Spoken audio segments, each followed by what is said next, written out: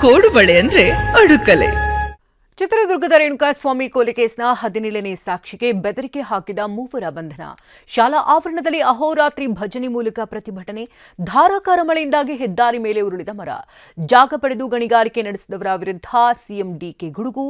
ಈ ಸುದ್ದಿಗಳನ್ನು ನೋಡೋಣ ಸಮಗ್ರ ನ್ಯೂಸ್ ಟಾಪ್ನಲ್ಲಿ. ಸರ್ಕಾರಿ ಶಾಲೆಯಲ್ಲಿ ಕೊಠಡಿಗಳ ಸಮಸ್ಯೆ ಹಿನ್ನೆಲೆ ಅಹೋರಾತ್ರಿ ಭಜನೆ ಮಾಡುವ ಮೂಲಕ ಪ್ರತಿಭಟಿಸಲಾಗಿದೆ. ಹಾವೇರಿ ತಾಲೂಕಿನ ನೀರಲಗಿ ಗ್ರಾಮದಲ್ಲಿ ಗ್ರಾಮಸ್ಥರು ಅಹೋರಾತ್ರಿ ಪ್ರತಿಭಟನೆ ಮಾಡಿದ್ದಾರೆ.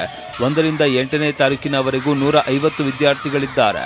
ಆದರೆ ಶಿಥಿಲಗೊಂಡ 3 ಕೊಠಡಿಗಳಲ್ಲಿ ಎಲ್ಲಾ ತರಗತಿಗಳನ್ನು ಒಟ್ಟಾಗಿ ಸೇರಿಸಿ ಪಾಠ ಮಾಡಲಾಗ್ತಾ ಇದೆ. ಪ್ರತಿನಿಧಿಗಳಿಗೆ ಮತ್ತು ಅಧಿಕಾರಿಗಳ ಗಮನಕ್ಕೆ ತಂದರೂ ಪ್ರಯೋಜನವಾಗಿಲ್ಲ ಅಂತ ಗ್ರಾಮಸ್ಥರು ಆಕ್ರೋಶ ಹೊರಹಾಕಿದ್ದಾರೆ.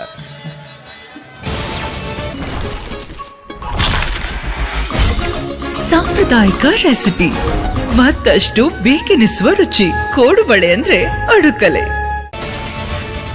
ಉತ್ತರ ಕನ್ನಡ ಜಿಲ್ಲೆಯಲ್ಲಿ ಧಾರಾಕಾರ ಮಳೆ ಮುಂದುವರೆದಿದೆ. ಕುಮಟಾದ ದೇವಿಮನೆ ಘಟ್ಟ ಭಾಗದಲ್ಲಿ ಹೆದ್ದಾರಿ ಮೇಲೆ ಬೃಹತ್ ಮರ ಉರುಳಿ ಬಿದ್ದಿದೆ. ಇದರಿಂದ ಕೆಲ ಹೊತ್ತು ಕುಮಟಾ ಶಿರಸಿ ರಾಷ್ಟ್ರೀಯ ಹೆದ್ದಾರಿ 766 ಬಂದ್ ಮಾಡಲಾಗಿತ್ತು. ಹೆದ್ದಾರಿ ಪ್ರಾಧಿಕಾರದ ಸಿಬ್ಬಂದಿ ಮರ ಮತ್ತು ಮಣ್ಣನ್ನು ತೆರವುಗೊಳಿಸಿದ್ದಾರೆ. ಕಳೆದ ವರ್ಷ ಇದೇ ಭಾಗದಲ್ಲಿ ಗುಡ್ಡ ಕುಸಿದು ತಿಂಗಳುಗಟ್ಟಲೆ ರಸ್ತೆ ಸಂಚಾರ ಬಂದ್ ಆಗಿತ್ತು. ಈ ಪ್ರದೇಶದಲ್ಲಿ ವಾಹನ ಸವಾರರು ಎಚ್ಚರಿಕೆಯಿಂದ ತೆರಳುವುದಕ್ಕೆ ಜಿಲ್ಲಾಡಳಿತ ಸೂಚನೆ ನೀಡಿದೆ. ಮಂಗಳೂರಿನ ನಾಗುರಿಯಲ್ಲಿ ಮನೆ ಮೇಲೆ ತಡೆಗೋಡೆ ಕುಸಿದು ಮೃತಪಟ್ಟ 3 ಕುಟುಂಬಗಳಿಗೆ ಆರೋಗ್ಯ ಮತ್ತು ಕುಟುಂಬ ಕಲ್ಯಾಣ ಇಲಾಖೆ ಸಚಿವ ಯುಟಿ ಖಾದರ್ ತಲಾ 5 ಲಕ್ಷ ರೂಪಾಯಿ ಪರಿಹಾರದ ಮೊತ್ತದ ಚೆಕ್ ವಿತರಿಸಿದ್ದಾರೆ. ಭಾರೀ ಮಳೆಯಿಂದ ತಡೆಗೋಡೆ ಕುಸಿದು 2 ಮಕ್ಕಳು ಹಾಗೂ ಓರ್ವ ಮಹಿಳೆ ಮೃತಪಟ್ಟಿದ್ರು. ಮೃತರ ಕುಟುಂಬ ಸದಸ್ಯರಿಗೆ ಸಾಂತ್ವನ ಹೇಳಿರುವ ಜಿಲ್ಲಾ ಉಸ್ತುವಾರಿ ಸಚಿವರು ಗಾಯಗೊಂಡವರ ಚಿಕಿತ್ಸಾ ವೆಚ್ಚವನ್ನು ಸರ್ಕಾರವೇ ಭರಿಸಲಿದೆ ಅಂತ ಭರವಸೆ ನೀಡಿದ್ದಾರೆ.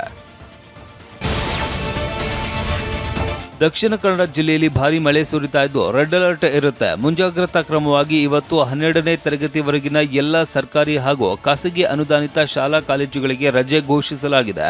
ಆದರೆ ಕೆಲವು ಖಾಸಗಿ ಶಾಲೆ, ಕಾಲೇಜು ಹಾಗೂ ಶೈಕ್ಷಣಿಕ ಸಂಸ್ಥೆಗಳು ತರಗತಿ ನಡೆಸೋದಾಗಿ ಸಂದೇಶ ಹರಿದಾಡುತ್ತಿರುವುದು ಕಂಡುಬಂದಿದೆ. ಹಾಗಾಗಿ ಜಿಲ್ಲಾಡಳಿತದ ಆದೇಶದ ವಿರುದ್ಧವಾಗಿ ತರಗತಿ ನಡೆಸೋದು ಕಂಡುಬಂದಲ್ಲಿ ವಿಪತ್ತು ನಿರ್ವಹಣಾ ಕಾಯ್ದೆ 2005ರ ಅಡಿಯಲ್ಲಿ ಕಾನೂನು ಕ್ರಮ ಜರುಗಿಸಲಾಗುವುದು ಅಂತ ಜಿಲ್ಲಾಧಿಕಾರಿ ದರ್ಶನ್ ಎಚ್ಚರಿಸಿದ್ದಾರೆ. ಈ ಬಗ್ಗೆ ಅವರು ಮಾಧ್ಯಮ ಪ್ರಕಟಣೆ ಹೊರಡಿಸಿದ್ದಾರೆ. ಗಣಿ ಮತ್ತು ಭೂವಿಜ್ಞಾನ ಇಲಾಖೆ ಅಧಿಕಾರಿಗಳೊಂದಿಗೆ ಸಿಎಂ ಡಿಕೆ ಶಿವಕುಮಾರ್ ಸಭೆ ನಡೆಸಿದ್ದಾರೆ. ವಿಧಾನಸೌಧದ ಸಮಿತಿ ಕೊಠಡಿಯಲ್ಲಿ ನಡೆದ ಸಭೆಯಲ್ಲಿ ಹರಾಜಿನ ಮೂಲಕ ಜಾಗ ಪಡೆದು ಗಣಿಗಾರಿಕೆ ಆರಂಭಿಸಿದವರ ವಿರುದ್ಧ ಏನು ಕ್ರಮ ಕೈಗೊಂಡಿದ್ದೀರಿ ಅಂತ ಅಧಿಕಾರಿಗಳನ್ನ ಪ್ರಶ್ನಿಸಿದ್ದಾರೆ. ಹರಾಜು ನಡೆದು ಎಷ್ಟು ದಿನಗಳವರೆಗೆ ಗಣಿಗಾರಿಕೆ ಆರಂಭಿಸಬೇಕು ಅನ್ನೋದರ ಕುರಿತಂತೆ ವೈಜ್ಞಾನಿಕ ನಿಯಮ ರೂಪಿಸುವುದಕ್ಕೆ ಅಧಿಕಾರಿಗಳಿಗೆ ಜವಾಬ್ದಾರಿ ನೀಡಿದ್ದಾರೆ.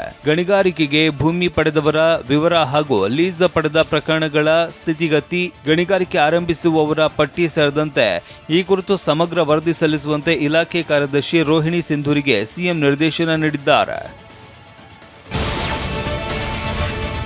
ಸ್ಥಳೀಯ ಸಂಸ್ಥೆಗಳ ಚುನಾವಣೆ ಬಗ್ಗೆ ಸಚಿವ ಸಂಪುಟ ಸಭೆಯಲ್ಲಿ ಚರ್ಚೆಯಾಗಿದೆ.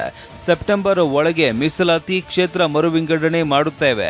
ಅಕ್ಟೋಬರ್ ಅಥವಾ ನವೆಂಬರ್ ಒಳಗೆ ಜಿಲ್ಲಾ ಪಂಚಾಯಿತಿ, ತಾಲೂಕು ಪಂಚಾಯಿತಿ ಹಾಗೂ ಗ್ರಾಮ ಪಂಚಾಯಿತಿ ಚುನಾವಣೆ ನಡೆಸುವುದಾಗಿ ಗ್ರಾಮೀಣಾಭಿವೃದ್ಧಿ ಹಾಗೂ ಪಂಚಾಯತ್ ರಾಜ್ ಸಚಿವ ಈಶ್ವರ್ ಖಂಡ್ರೆ ಹೇಳಿದ್ದಾರೆ. ದಾವಣಗೆರೆಯಲ್ಲಿ ಮಾತನಾಡಿದ ಅವರು, ಈ ವರ್ಷದಲ್ಲೇ ಎಲ್ಲ ಚುನಾವಣೆ ನಡೆಸುವುದಕ್ಕೆ ಸಿದ್ಧತೆ ಮಾಡ್ತಾ ಇದ್ದೇವೆ ಎಂದರು. ಗ್ಯಾರಂಟಿ ಯೋಜನೆಗಳಲ್ಲಿ ಬಹಳ ಮೋಸವಾಗಿದೆ. ಹಾಗಾಗಿ ಪರಿಷ್ಕರಣೆ ಯಾಕೆ ಮಾಡ್ತಾ ಇದ್ದಾರೆ? ಸುಮ್ಮನೆ ಒಂದು ಮನೆಗೆ 3 ಜನಕ್ಕೆ ಭಾಗ್ಯಲಕ್ಷ್ಮಿ ಯೋಜನೆ ಕೊಡಲು ಆಗತ್ತಾ? ನಿಜವಾದ ಫಲಾನುಭವಿಗಳಿಗೆ ಮೋಸ ಆಗದ ಹಾಗೆ ನೋಡಿಕೊಳ್ಳುತ್ತೇವೆ.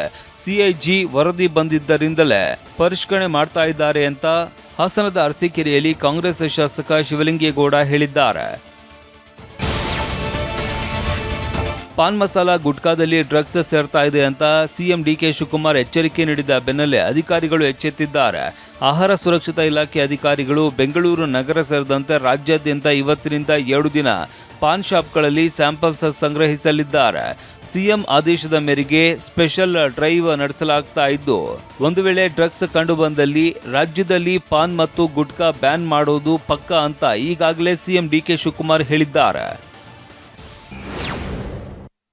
ಕೋಡುಬಳೆ ಅಂದ್ರೆ ಅಡುಕಲೆ.